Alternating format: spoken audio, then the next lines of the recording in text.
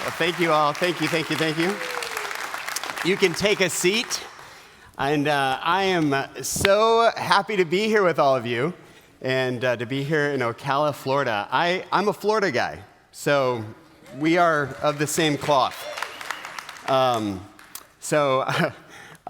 live in Fort Myers, Florida, though. So every time I say that now, everyone goes, ooh. Yes. It's been a rough couple months, but if you have any friends in Fort Myers, hopefully they've fared well.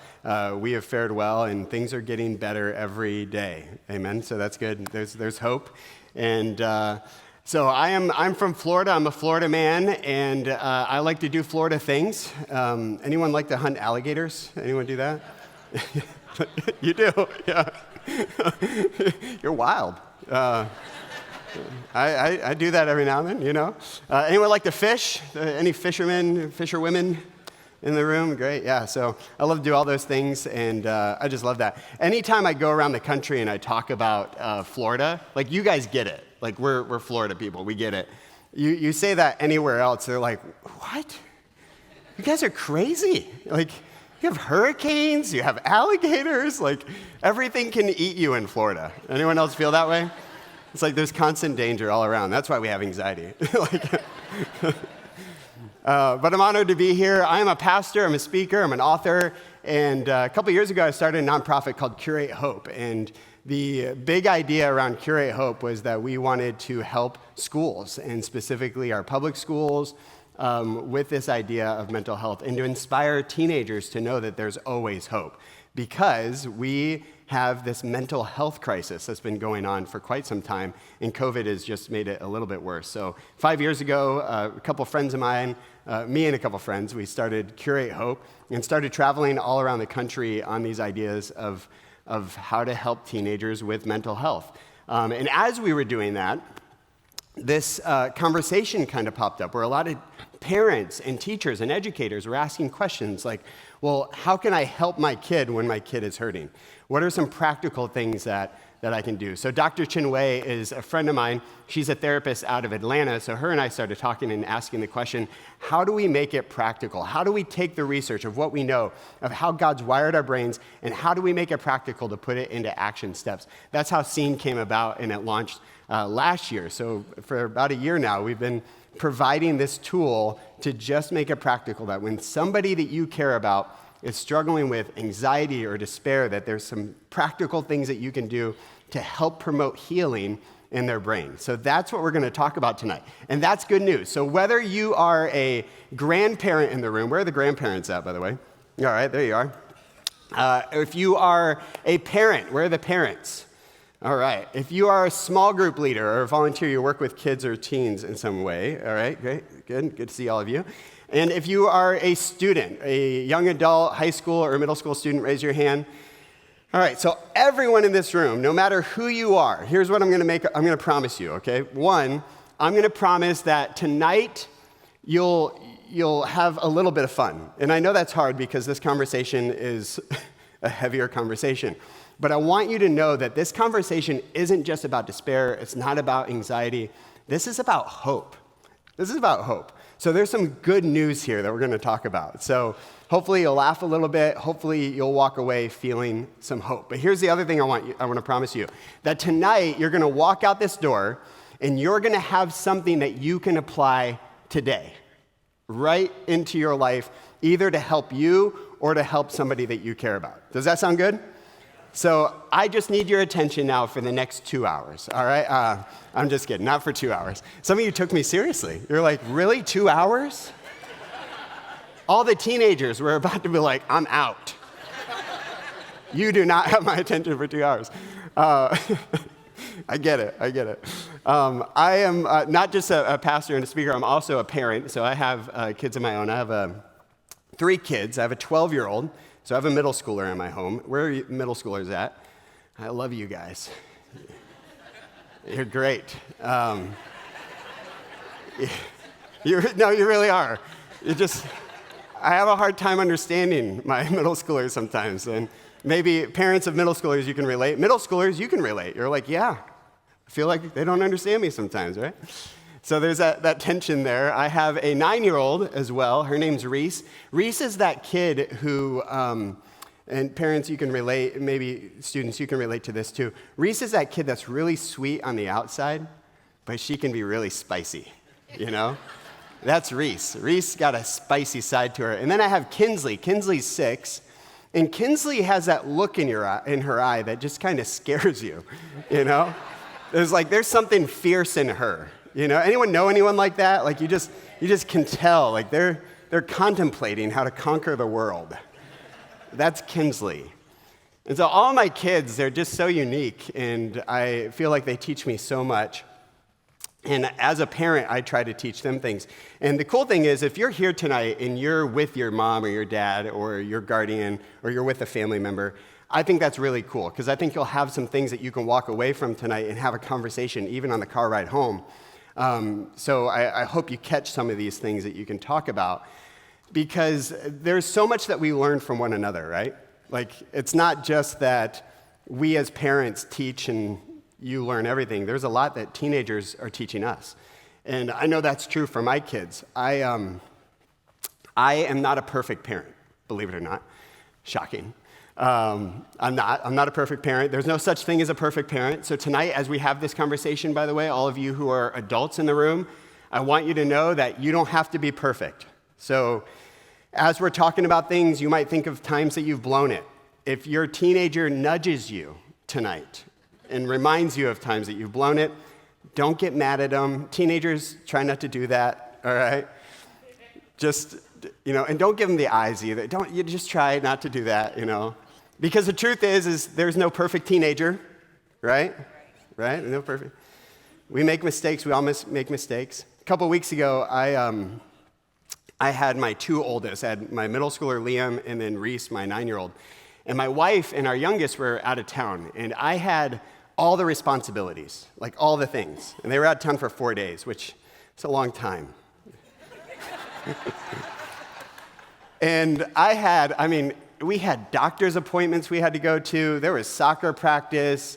My son's in band. We had something with band. There were birthday parties. Birthday parties are the worst. And we had all the things. And guys, for 4 days, I promise you, we were late to everything. Absolutely everything. I had to make lunches. Some of you were like, oh, did you now? You poor thing. I did. And it was one of those weekends where at the end of it, we were late to a doctor's appointment. I lost my cool. I did not have a good, parenting moment. Was not a good role model. And at the end of the weekend, we're having dinner, and I look at my 2 kids, and I think, okay, I'm going to redeem it all. I'm going to model apology. And I'm going to apologize. And I say to them, guys, I got to just tell you something. I'm really sorry. I just feel like I haven't parented that well this weekend. We were late to everything. I lost my cool, and that doctor receptionist lady, and they're like, yeah, you did, I go, yeah, so guys, I'm sorry. I wish I would have done it a little bit better this weekend. And my 9-year-old Reese, the sweet one with the spice, she looks at me and she goes, didn't you write a book on parenting?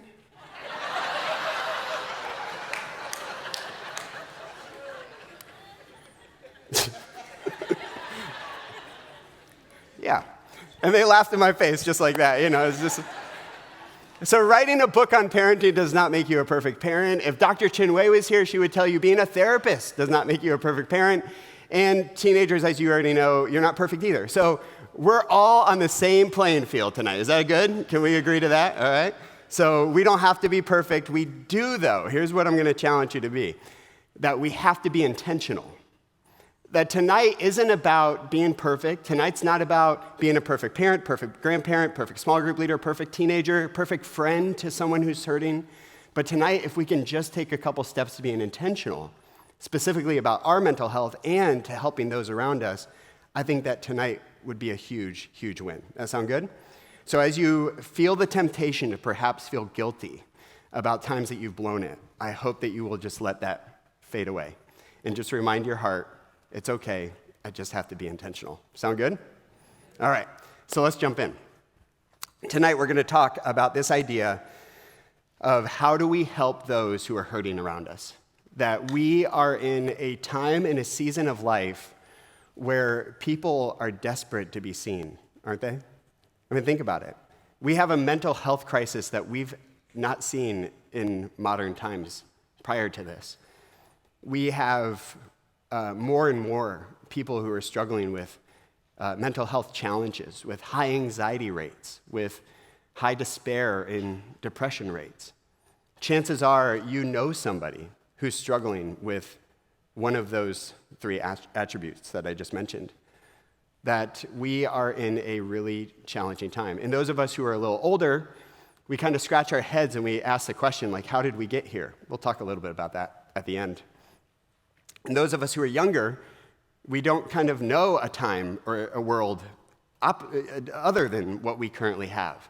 And so sometimes we ask the question, well, how do we go forward? What do we do?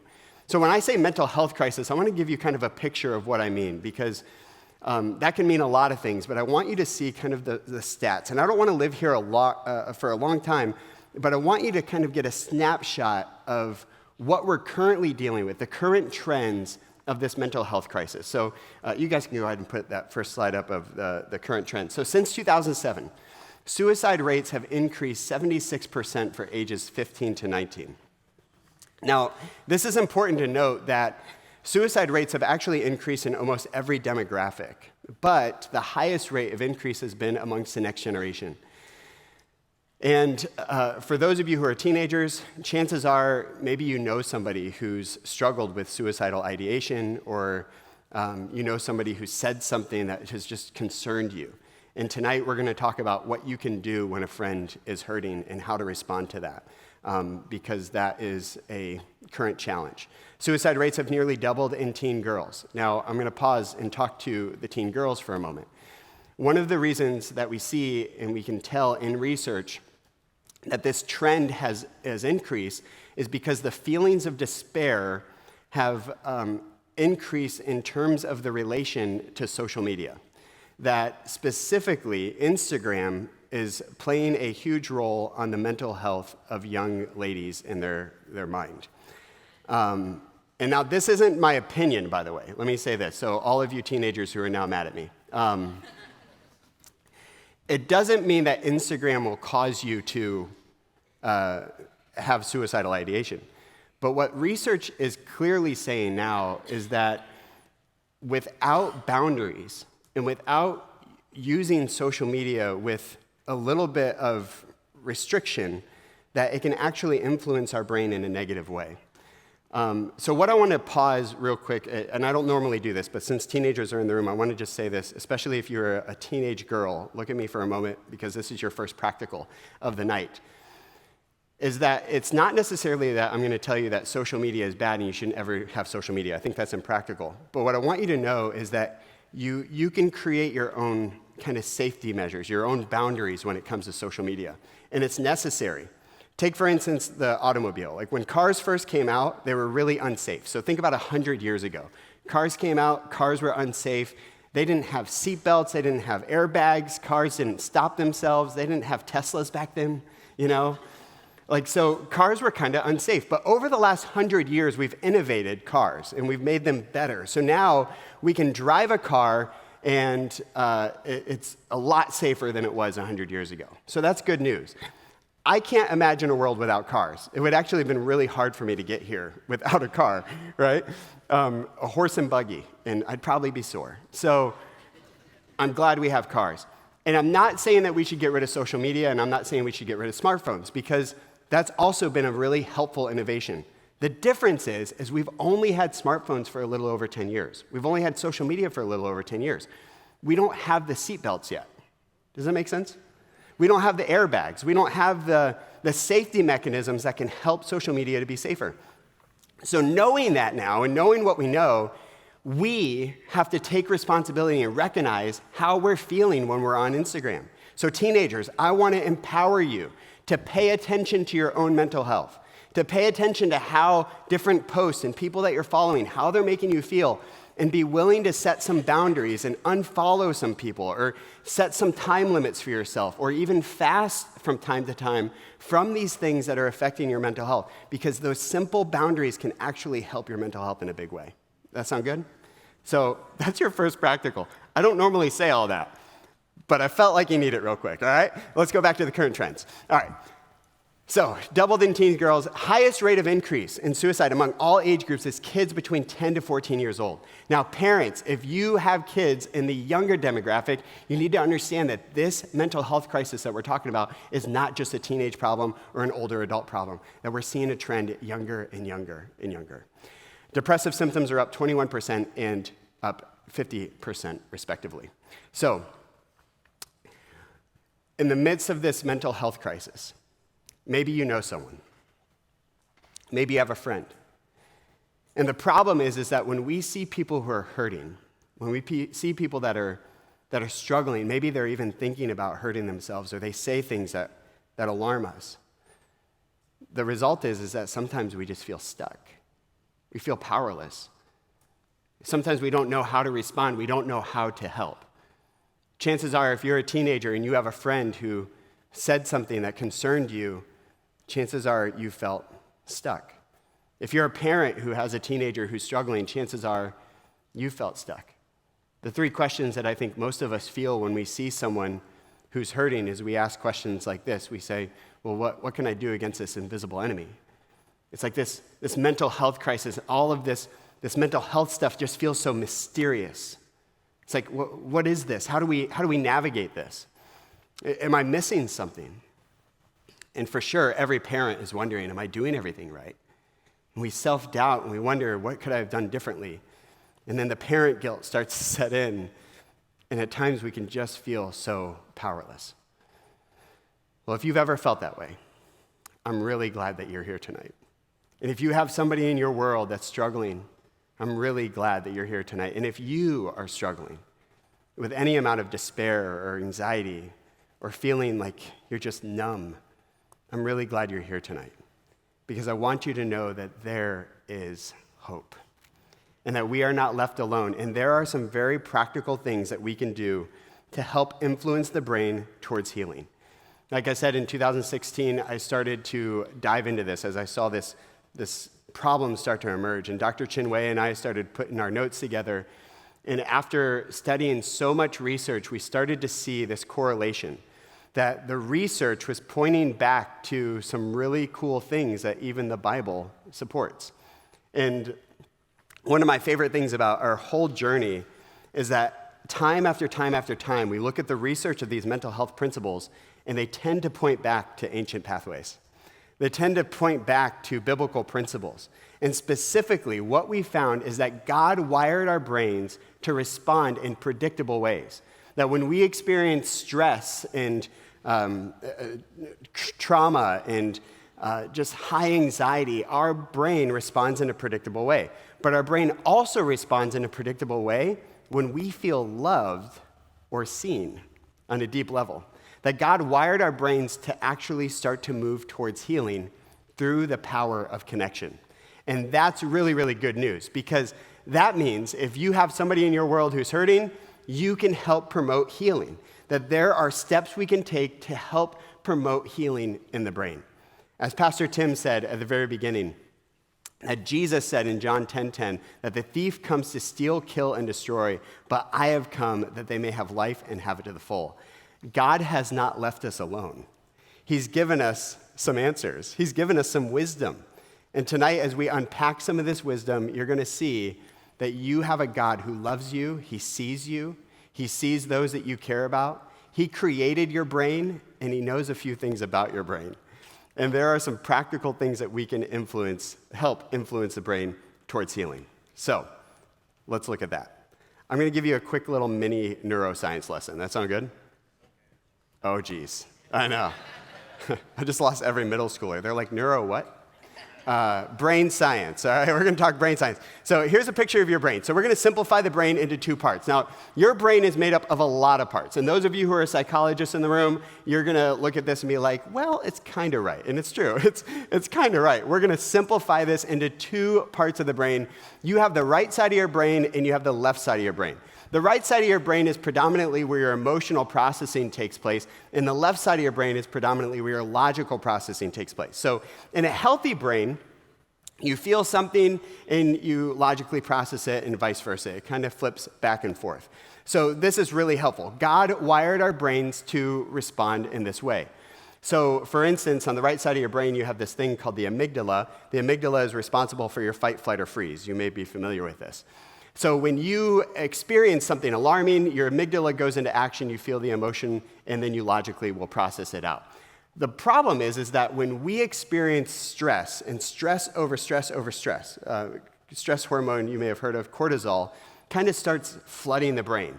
And think of it like this, that cortisol can get stuck on a drip cycle, almost like a leaky faucet, where it's drip, drip, drip, drip, drip. And over time, this elevates the energy on the right side of the brain and decreases the left side of the brain. So when we experience high stress or anxiety or despair, it's like the two sides of the brain are disconnected. So think of despair as a dispairing between the right side and the left side of the brain. Now this is really important, because if we can start to understand what's happening when somebody's experiencing despair, we can begin to understand or feel empathy for what they're experiencing. Because when it feels irrational, when it just doesn't make sense, when we try to logically process and tell them why they shouldn't feel the way they feel, because the logical is disconnected from the emotional, it doesn't register. And this is really, really difficult. For somebody experiencing despair, it can feel like, as one theologian put, it's like the dark night of the soul. Oftentimes when you talk to somebody who's experiencing despair and you ask them how they feel, oftentimes they'll say things like, I feel numb. Or they might say, I don't know. And the reason why is because when the logical and the emotional are disconnected, they just can't seem to put it into words. We need our logical side of our brain in order to process our feelings into language. And when the two sides are disconnected, it just doesn't happen. Another way that we like to think about this is, especially for the next generation, as they're experiencing this despair, it's like they've taken a big, deep breath of emotional energy and they're not able to exhale. Now imagine if we all did that. And we held our breath. What would happen? Over time, we'd start to shake a little bit. Our faces would turn red. Our little vein would pop out in our forehead. And we would one of two things would happen. We'd either go all at once, or we'd pass out, right? Emotionally, the same thing happens. So when we have all of this emotional energy that just gets stuck on the right side of the brain, that despairing takes place, over time, it either comes all out at once in a panic attack or a fit of rage, or we pass out emotionally. We become numb and disconnected from our emotional state. Psychologists call this an emotional detachment. So again, our brain is wired to respond this way, but we can't stay in that place. We were not meant to have this stress over stress, cortisol drip that takes place in our brain, creating this despairing that happens. So this is the problem. This is part of the problem, that we have these despaired logical and emotional processing. But here's the good news. Everyone take a deep breath. You're like, finally. Take a deep breath. Go ahead. All right, here's the good news. The good news is that connection begins the healing process. And through connection, we can actually bring the two sides back together. Oxytocin, another hormone that you may have heard of, it's called the love hormone. That when we feel seen, when we feel connected by another person, oxytocin can actually begin to reroute the brain back to feeling safe and nurtured, and actually bring the two sides back together, to re-engage the logical processing. This is huge, because what it means is that connection plays a part in healing the brain from despair and high anxiety. So you matter. Your friendships matter. Your teenagers, your love to your friend and that connection matters. The way that you empathize with them matters. Parents, this really matters for you. You actually, parents, by the way, you have a superpower to do this process faster than anyone. And the reason why is because their brains, your kids' brains, remember early childhood when they felt nurtured and safe. So when you see them on a deep level, when they feel seen, they feel understood, they feel a sense of empathy and love from you, it actually can help reroute back to early childhood. Like eye contact, for instance, appropriate physical touch can actually decrease despair in powerful ways. And teenagers, you can't do anything about it. It's like they've hacked your brain. And it's kind of cool that your parents can hack your brain through love and empathy. So parents, you have a superpower. This is also true with grandparents. Anyone who has had a sense of attachment with you can actually quickly help you to decrease despair through love and empathy. That's pretty stinking cool, isn't it? So psychologists call this attachment. And this is kind of the research that Dr. Chinwei and I really dove into to start to see that God has wired our brains to respond in predictable ways. And that means we each can play a part in helping others to heal when they're experiencing high despair and anxiety. So before we jump into how we make this practical, because tonight I'm going to share with you 5 connection tools on how to help someone to feel seen. But before we do that, I want to talk specifically, I know we have grandparents, I know we have small group leaders in the room as well. I want to pause for a moment and talk once again specifically to those of you who are parents and students in the room. Because parents, when we talk about teenagers specifically, we have to shift the way that we change our approach. When we talk about love and empathy, how do we make that really, really practical? The first thing is we have to shift our parenting approach to a wraparound approach. This idea that we play a part, but we're not the only part. So if you have a loved one in your life that is struggling with mental health, we have to recognize that there are some other entities that can help in the whole scheme of it. It takes a village. You ever heard that phrase? Like it takes a village, right? So yes, we play a part. Our small group leaders, church plays a huge part in helping someone to heal from despair and anxiety. Medicine can play a huge part. School counselors, therapists are needed in some of these situations, in these cases. They all play a part. And the reason why this matters is because the brain is one of those unique places where the spiritual and the physical collide together, right? I mean, think about it. Like, it's not just a physical organ. It is an organ, but it's not just a physical organ. It's also a spiritual organ. The two kind of collide together. But just in the same way that it's an organ in our body, there's some practical things that matter. I'll give you an example of this. Intuitively, we all know this. If I started to have a heart attack, my hope would be that you, in the front row, because you're closest to me, what's your name? Jamie. Jamie, my hope would be that you would walk up to me, you'd say, Will, you're having a heart attack, we better get you to the hospital, right? Practical, very practical. And that you would follow that up and say, and we're going to pray for you. So second practical, because prayer is powerful, amen? Like there's power in Jesus' name, there's power in the truth of Scripture, that's all good.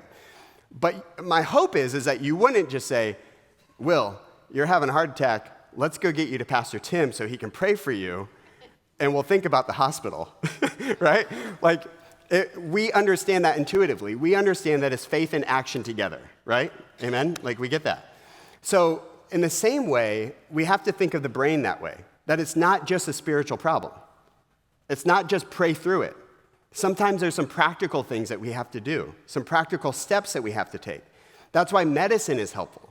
Like those of us who have some health issues that we take medicine on a regular basis is because we're giving support to our heart. It doesn't mean that we have less faith, right? If I have a heart issue and I take heart medicine, it doesn't mean I don't still believe that God can heal my heart. I still believe that God can heal my heart. It's just my faith and action together.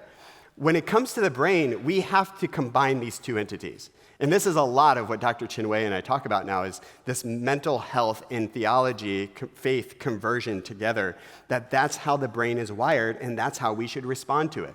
So we have to think of it as a wraparound approach. So parents, if you have been hesitant to take some additional steps for your kid, to perhaps pursue a counselor or a therapist, or even if you had a doctor that recommended some medicine. Medicine can be helpful. It doesn't mean that that's forever and ever and ever, but sometimes some practical things can help us to get over a hump and get on the other side of recovery. Does that make sense? So it's that wraparound approach. We have to have that mindset. And teenagers, that's good for you too, because if you start to experience a mental health challenge, it's okay to, one, to ask for help, and two, it's okay to take some practical steps, all right?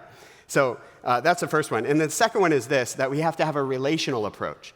Now, this is true for your friends, those of you who have a friend that's hurting. This is true for you and parents with your kids.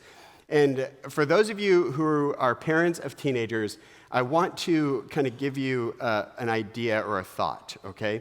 So there's a scripture that Paul wrote in Ephesians chapter 4. Go ahead and throw that up. And maybe you've read this scripture. Maybe you've quoted, not that one, the one right before it. Yeah, thank you, chapter 6. Parents, we love this verse, right? We love this verse. Like, let's read it. Children, obey your parents in the Lord, for this is right. Honor your father and mother, which is the first commandment with a promise, so that it may go well with you and you may enjoy a long life on earth. Now, if you are a wise Christian parent, you've probably used this at one point, right? You're like, hey, listen, kid, you want to live long? I got a verse for you. Here's a promise, all right? Obey, and God said you're going to live long, right? And honestly, this is what we like to do as parents. We like to stop there at verse 3, don't we? Teenagers, are you ready? I'm going to give you the response, all right? When your parents quote this verse to you, just remind them that there's another verse. Verse 4. Verse 4 says, fathers or parents, do not exasperate your children, instead bringing them up in the training and the instruction of the Lord. The word exasperate means not to wear them out, to provoke them down, right? So, so this is, I love this. There's a great tension in the room right now. Like parents are like, oh yeah, that's a good promise. Now teenagers are like, I see you. I got it now. Yeah, there's a balance to this. So this is why this is important, because there is a balance to this. Yes, God has given you your parents to you for your benefit and your blessing. Teenagers, you might think that the adults in your life are somehow your roadblock to your success.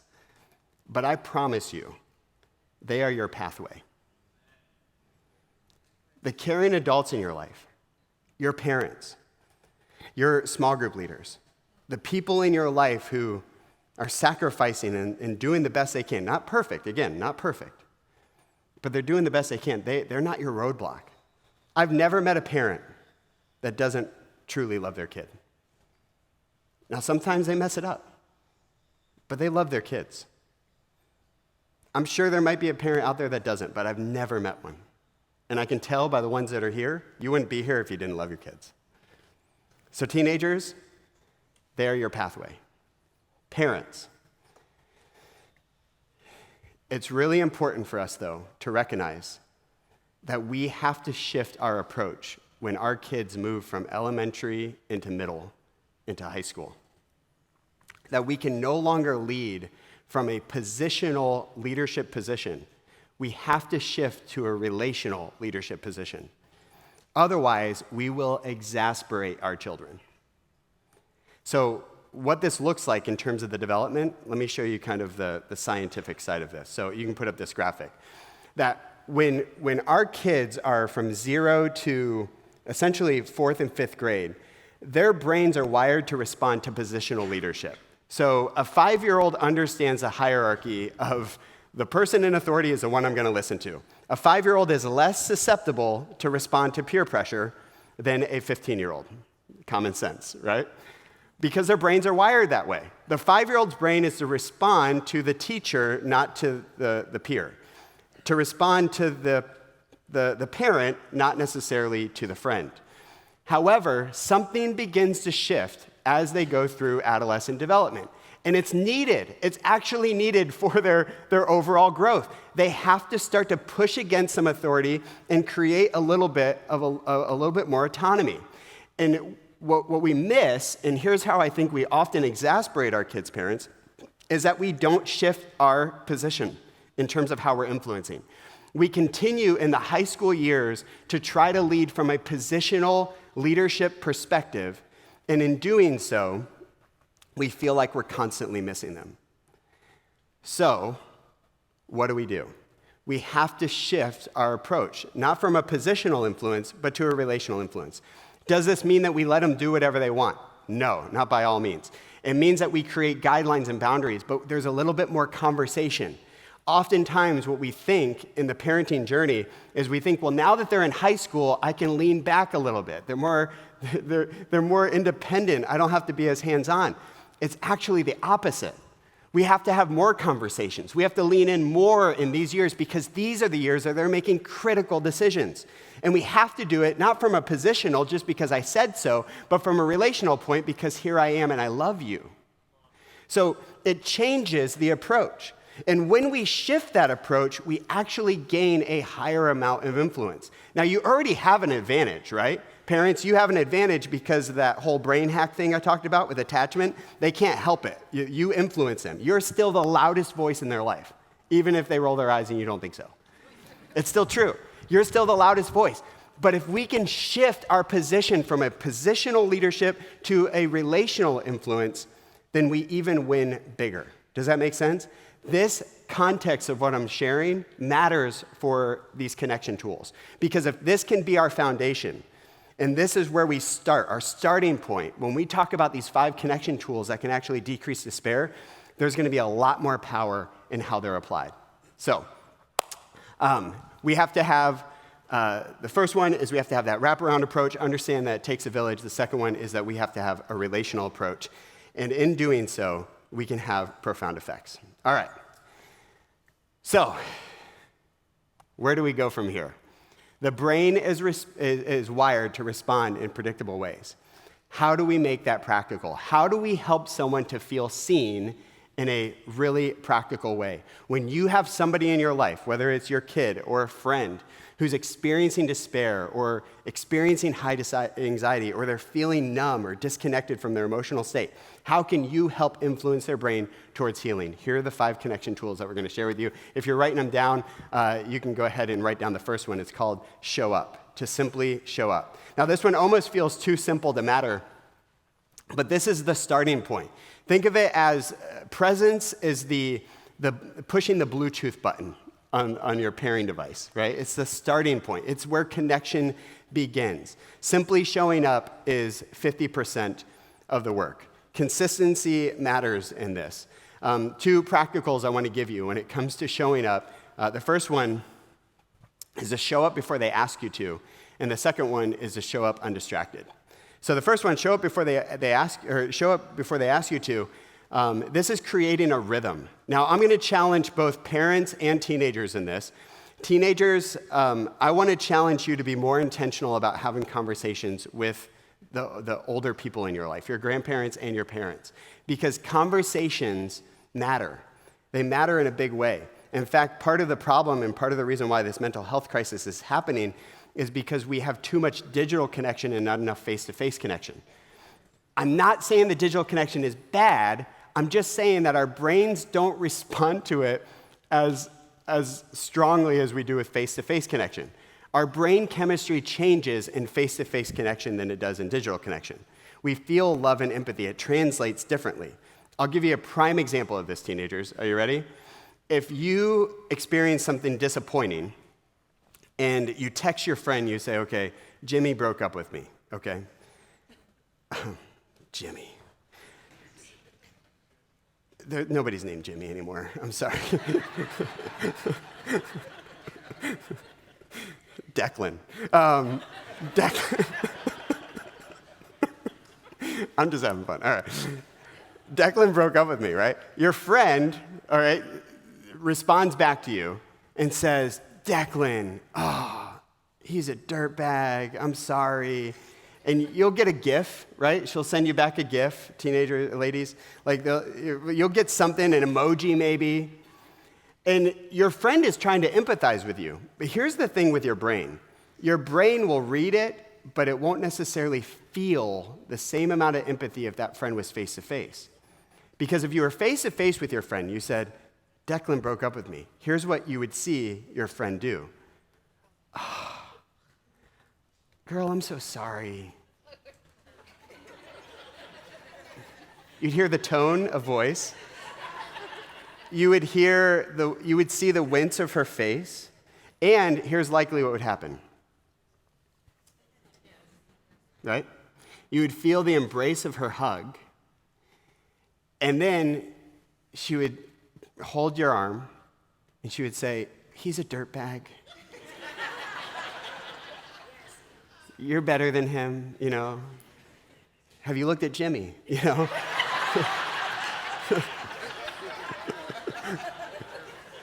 And you know what your brain would feel? Your brain would feel seen. You would feel more empathy. You would feel more connection because you're wired that way.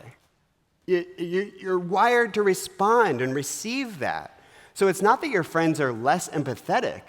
It's just that you're not receiving the message through the digital space. So the more face-to-face that we can be in those disappointing events, in those moments where we really need support from people that we love, we have to seek that out.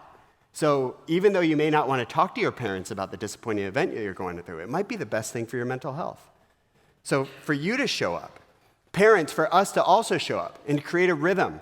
Well, it's hard for me to find a time. Well, that may be a part of the conversation on the car ride home. Like, hey, can we set up a Saturday morning breakfast date where we just hang out? And if you want to talk, great. If you don't want to talk, you don't have to. But create more at-bats. A lot of parents will ask me this question, like, how do I get my kid to talk? Well, you can't force them. But what you can do is increase the frequency of opportunity. So just keep swinging the bat. Just keep creating some space. And teenagers, take a couple steps in that direction too. That showing up in face-to-face connection can really start making a difference. The next one is to show up undistracted. And I want to I already talked about technology with teenagers, but parents, grandparents, you're not off the hook on this one. Because the truth is that digital addiction is not just a Gen Z problem. Or a millennial problem, don't get me. It's an everyone problem. We're seeing digital addiction in the older demographics, high amounts of digital addiction. So we have to recognize that showing up undistracted is for us too. We can be just as addicted to our smartphones as the younger generation. And in fact, when we were doing our research for Scene, we found that even the presence of a cell phone in a room can actually diminish the vulnerability of a conversation because our brains are anticipating the interruption. The other thing that we talked to teenagers, and there was one teenager, this one kind of struck me. She's like, I just wish I could talk to my parents without them slapping their wrists. Looking at their Apple Watch. And what that tells me is we as adults have to be mindful of that. We have to be mindful of truly showing up and being present. Now, I'll say this as well. Teenagers always want to talk at the worst times. No offense, you guys, but you pick the terrible timing, you know? And every parent knows this because my kids are like this too. I mean, it's like, it's late at night, you're exhausted, it's midnight, and now you want to have a deep conversation, right? As a youth pastor, this was true. We'd be on retreats and camps, and it's like the kids want to talk at 1 a.m. And we as leaders, we just knew it. But try to take those opportunities. Don't take every one of them. You know, understand your own grace and your own rhythm. But do your best to take some opportunities to, when the conversation is there, take a step towards it. All right, here's why. When we show up, the end result is they feel loved. Presence communicates love, right? All right, here's the next one. The next one is to see them. Now, when we show up, we can't just show up and have a conversation. We have to see them, and not just see them physically. We have to see beyond the behavior to see the emotion. Now, this is kind of foreign in our culture nowadays. Like, we don't think about that. We miss the emotion oftentimes. And specifically, what we often do is that when somebody's in crisis or they're experiencing high despair or they're upset, what we tend to do is we tend to come in with logical processing trying to fix the problem. But when we have a right brain activated, emotionally heightened brain, and we come in with logical processing, what happens? We miss them, right? I'll make this really, really practical. Okay, let's say, who are the teenage 15-year-olds? Who 15-year-olds, okay? Who's a 15-year-old? Okay, you right here. Okay, great. I'm not going to pick on you, but I just wanted to see who the 15-year-olds were. All right, so let's say that you come home, all right, and your name was Jamie, right? Okay, so let's say you come home and you're upset. Something made you mad. You come in the room, you throw down your book bag, you kick off your shoes, and your dad, Jamie, is thinking, what is going on? I've told her 1,000,000 times not to kick her shoes across the room, and she just threw her backpack across the room as well. Like, what is going on? So Jamie, you go, what is going on? And let's say that you start to express, well, you know, I failed my test, and my backpack strap broke, and I forgot my lunch, and then my shoelace didn't, work. And all Jamie heard was, you failed your test? And so, as parents, this is what we do.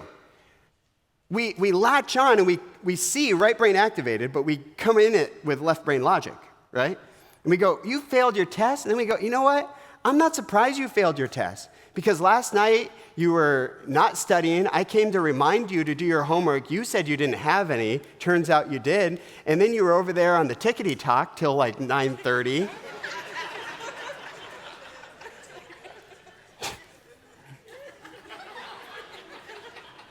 And you know what? I'm not surprised that you failed your test. You might even throw in an incorrect theological zinger and say, God only helps those who help themselves.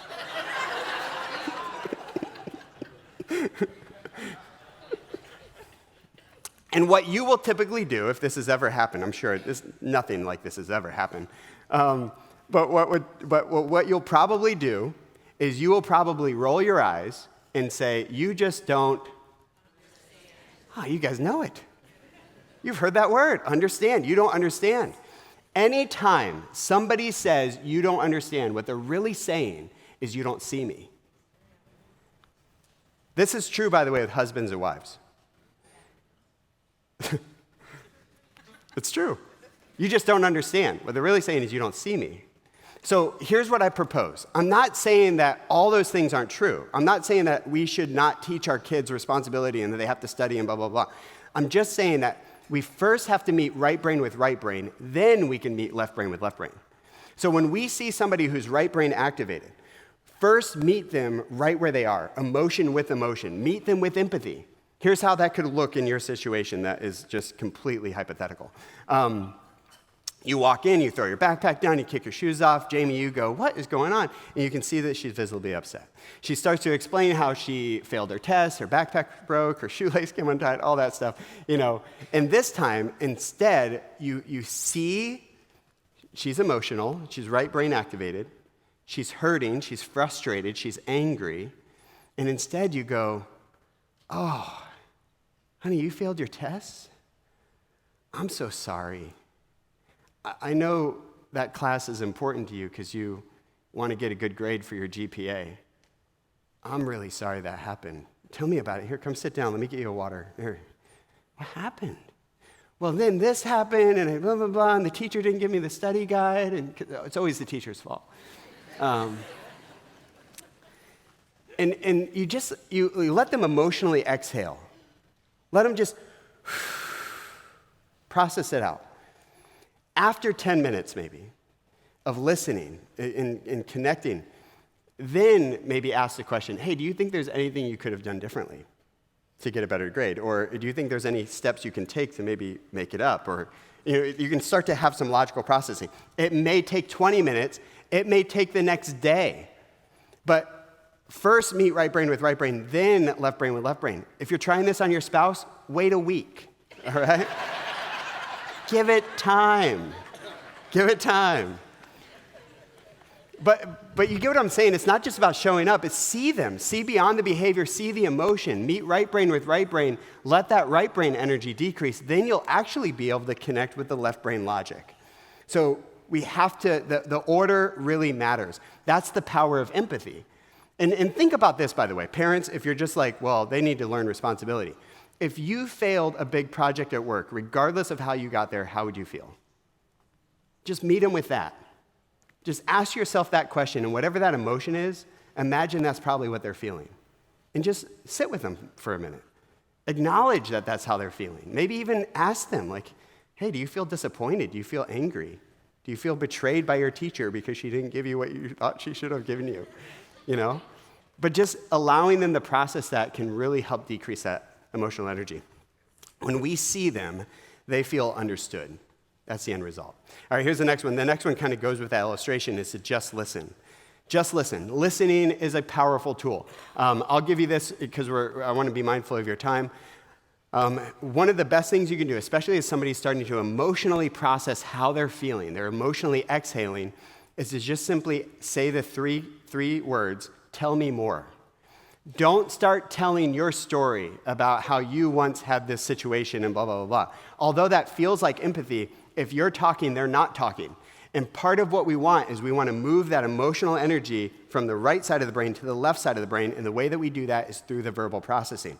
So allowing them to emotionally exhale. So listening can be the most powerful thing that we can do, especially when it comes to helping them process the emotions of what they're feeling.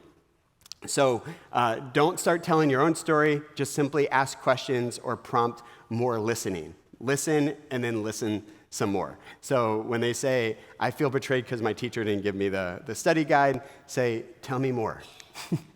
Tell me more, and just sit with it and listen some more. Now, teenagers in the room, if your parents say, tell me more, don't snark back with like, you're only saying that because that guy said that.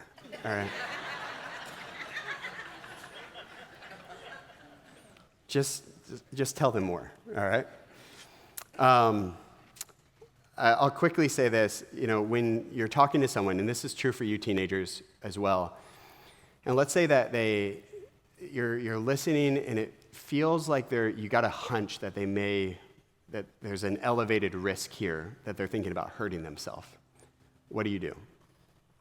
And I hope that none of us, whether you're a parent, grandparent, small group leader, a friend, I hope that you don't have a friend who gets to this point of deep desperation. But if you do, I want to tell you kind of how you should respond in those moments. So the first thing is stay calm. Like if somebody says that they want to hurt themselves, first thing, stay calm. Let me first say this. If you have a hunch, let's say they didn't say it, but you're just wondering if they're thinking about that, what do?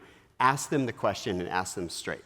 If you have a hunch that somebody's thinking about hurting themselves, say, hey, can I ask you a question? Are you thinking about hurting yourself? You may have to ask it another time in the conversation. But if you create enough safety, if somebody who is thinking about hurting themselves, if they feel safe enough, they'll usually disclose and share that with you and open up about what they're feeling. If that happens and they say yes, how do you respond? First thing is, don't freak out. Stay calm. Freak out on the inside, but don't freak out on the outside. And here's how I want you to respond, okay? I'm going to give you 3 practical things to say. And don't say anything other than these, really. Just say, I love you. Thank you for sharing this with me. I know it took a lot of courage. And then the third thing is it okay if we get help together? Now, regardless of how they answer that third question, the next step is get help, all right? So don't navigate this alone. Parents, grandparents, take some additional steps to reach out to a counselor if there's urgent danger. Go to the ER, or you can call the crisis hotline. I'll give it to you in just a minute, or I'll give it to you right now. It's 988. This is a new nationwide prevention hotline. So think 911 is just 988. There's trained crisis counselors on the other side of this line that can help you navigate what to do and how to get through this. If you're thinking about hurting yourself, and you're just not even sure who to talk to. Well, my hope is that you will talk to someone. There's someone that you can trust. And here at Meadowbrook, I know that there are amazing volunteers and pastors and team leaders that will help you and guide you towards some support.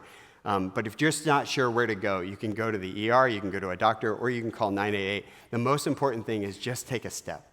Take a step. Get help if you're in that place of really thinking about hurting yourself. And if you have somebody that is feeling that way, respond, affirm them, love them, thank them for sharing, and then take some steps towards help. Sound good?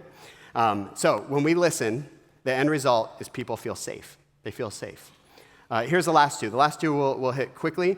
The second to last one is to speak life. So now that we've shown up, now that we've seen them, now that we're listening, and after the listening, we're going to speak life. The tongue has the power of life or death, right? And when we speak life, we affirm people. And this is a powerful mental health brain booster. And we should speak life a whole lot more than we do. Teenagers, speak life to your friends. Say positive things. Encourage your friends. I know we like to razz each other. No one says razz. I know we like to give each other a hard time. But we have to speak life. Like, speak life, speak life. Parents, speak life over and over and over again. Before they walk out the door, affirm them. When they walk in the door, affirm them. Increase your speaking life as much as you can. Not sure where to start? You can say things like, I'm proud of you. You're important to me. You showed great leadership. Like, if you see them out in the field, don't just say, hey, good job, you got a point. No, like, talk about like the effort, not just the end result. Does that make sense? Like, you're talented. I love being your mom or dad. Like, that's just encouraging, right? I love being your mom or dad. I love being your grandpa. Just those kind of things. One of the things I say to my kids is, I'm so glad God let me be your dad. Like, just affirm them. And my daughter, Reese, who's the sweet and spicy one, that just makes her melt, when I say that. She goes, I'm glad I'm your daughter. Like, it's a sweet moment. It's every bedtime. So yeah, speak life, speak life, speak life. When we speak life, the end result is they feel worthy. They feel worthy. All right, here's the last one. The last one, to help people to feel seen, to help promote healing in the brain, especially when we're experiencing despair and anxiety, is to help them to build grit, Now, this is a good one, by the way. So if you've checked out for this last few minutes, go ahead and check back in, because we're going to talk about building grit. Some of you, I'm finally speaking your language, because if you are the type of person that's like, yeah, that's what we need in this life, the world's not cupcakes and rainbows, it's a tough world. We need to build grit. And I get that. That's why it's part of the tools. We do need grit. But the world is a tough place, but the world is also an emotional place. And grit is a part of that, but it can't be at the expense of all the other things that we talked about. Still, we need to show up, see them, just listen, speak life, and then help them to build grit. Those of you who are grandparents in the room, I'm speaking your language for sure, because you grew up in a time of, you're a gritty generation, Yeah, you are, yeah. Grandparents, you're a gritty generation. And the reality is that's because you grew up in a different era. Our culture was much different. Maybe you've even asked the question, like, how did we get here? Like, how is there such a huge mental health crisis? Why is anxiety so huge with Gen Z? We didn't have this back when I was a teenager, and that is true. If you're over the age of 50, you probably can't think of someone in your high school who struggled with suicidal ideation, or especially not even attempted. So it seems foreign. Nowadays, if you ask a kid, almost every kid or teenager can think of at least someone who has thought of or had a struggle in some form or another with suicidal ideation, and especially with anxiety. So the world's changed. A part of the reason why it's changed, it goes back to that illustration that I talked about with the phones. When we experienced a disappointing event years ago, before smartphones, we were face-to-face, because chances are you hung out with your friends every day after school, right?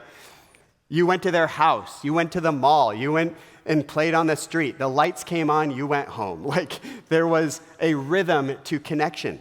We were more face-to-face in previous generations. And what that meant for our brain is that meant that we constantly had these little moments of feeling love and empathy. We had these moments of feeling seen. We saw the facial expressions when we experienced something disappointing. We felt the embrace of our friends. Like there was connection. And it's not that that's not happening now. Friends are still friends. People still care for people. But we're communicating in the digital space, and our brains don't interpret it the same way. So that's part of the reason why we got here. So what we can do, so grandparents, I want to challenge you with an amazing opportunity. You remember what it's like to have conversations. You know what it's like. You know the art of conversations. I believe the greatest gift you can give the next generation is to teach them the art of conversations. And I know that because my grandparents, I remember watching them have conversations.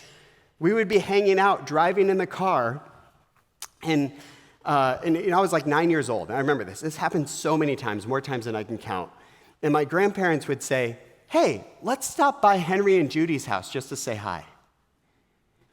And we'd stop in, unannounced, and knock on the door.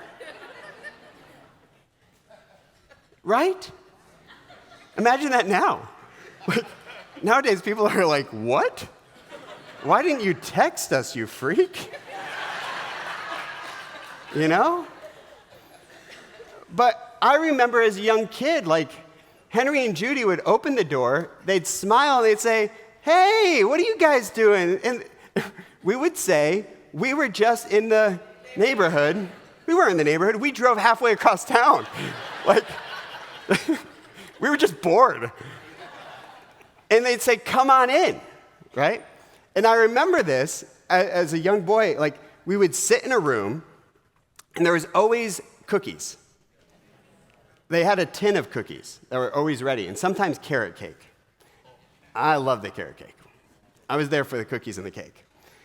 But I would watch my grandparents and their friends, they would talk, and they would have conversations, and they'd be like, let me tell you guys a story. And they would tell me a story, and then they would laugh, and there was this ebb and flow. And the funny thing is like, I've heard so many of the same stories. But to them, they were just experiencing them all over again, you know? And sometimes there would be laughter, but inevitably, over the course of 2 hours or whatever, the conversation would also dip vulnerable. And they would say, hey, how's that going with so-and-so? Oh, it's, and there was this ebb and flow to the conversation. They felt seen. The art of conversation influences our brain, and it helps us to feel connection. It boosts our mental health. And so, reflecting now on this, knowing what I know about our brain chemistry, I can see how the older generation had some resilience built into their culture. Just that connection matters. So, older generation, grandparents, we must teach the young generation how to build that into their digital world as well. It's not that we have to get rid of digital altogether. We just cannot forsake the importance of face-to-face connection. We have to create time and priority and boundaries so that we know how to engage this because it's good for our mental health. Teenagers, small groups are huge. Make sure that you're a part of small groups because that face-to-face connection matters. It's not just digital connection. We have to do it. It'll help your mental health in a big way. And grandparents, do everything you can to teach the next generation the art of conversation because in doing so, we can help them to build grit. The last tool I'll give you when it comes to building grit is that we have to challenge automatic negative thoughts. So it's not just taking our thoughts as is, that we have to challenge them. Philippians 4:8 talks about that whatever is true, lovely, right, pure, lovely, admirable, think about such things. The way that I like to frame this up in the book Scene, we give you this, is the THINK acronym. So when we have an automatic negative thought, we challenge that thought with T, is this true? Especially, is this thought about me, is it true? Is it helpful? Is this an inspiring thought? Is this a necessary thought? And is this a kind thought? Parents, grandparents, you can help teenagers to challenge their thoughts by helping them to use this THINK acronym. Hey, I know you said that, but is that really true? Is it necessary? And is that even kind? There are things that sometimes we say to ourselves that are just not kind, and we would never say that to a friend, right? So by challenging our thoughts, we can actually build some resilience in this grit building process. And in the book Scene, we talk about this a whole lot more. I wish if I had more time, we could dive into this even further, but you can pick it up in the book and dive into grit more. All right, so let's review. When we show up, they feel loved. When we see them, they feel understood. When we just listen, they feel safe. When we speak life, they feel worthy. And when we help them to develop grit, they feel empowered. So parents, we have the opportunity to help our kids to feel loved, understood, safe, worthy, and empowered. Students, you have the opportunity to help your friends when they're hurting to feel loved, understood, safe, worthy, and empowered. Each one of these connection tools produces a result in our brain that is powerful to help someone to feel seen. And the cool thing is no matter who we are, no matter who you are, you can play a part. Each one of us matter when it comes to this mental health crisis. You play a part in this wraparound approach to promoting healing to those who are hurting. And that is really, really hopeful. So, like I said, it's not about despair. It's not about anxiety per se. It's not about the mental health crisis. It's about hope. It's about the body of Christ. It's about us together working towards a common goal of healing and wholeness.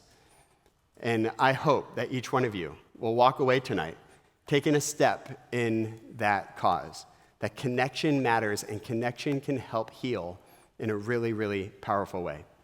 The last thing I'll leave you with is that the most important connection that we can have is to feel seen by God.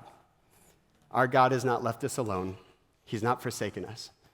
And I hope that one of the connection steps that you will take is to be connected with your Heavenly Father. But that you will also recognize that your soul needs to feel seen by two entities, to feel seen by God and to feel seen by others. So if you're hurting tonight, take a step towards others as well. Reach out. Let someone know what you're going through. Ask for help. Don't leave here tonight without a conversation, because just that simple step could be your pathway towards healing, towards wholeness, to feeling loved, safe, worthy, empowered, and understood. Amen? Can I pray for you? God, thank you so much for every single person here. Thank you for every parent, grandparent, small group leader. God, thank you for every middle schooler and high school student that's here. And God, thank you for the wisdom that you've given us, that we are not forsaken, we're not alone, that God, you've not left us to our own journey here with mental health, but God, that you understand our brains, you've wired our brains, and you have given us some very clear pathways to help promote healing. I pray that you would help every single one of us to walk away with a simple step tonight, to help someone who's hurting, to reach out to someone who's hurting. God, for those of us who are hurting, that we would also reach back and take a step to being honest about what's really going on. And God, in that, I pray that you would show up in the middle of those connections and that healing would take place in powerful, powerful ways.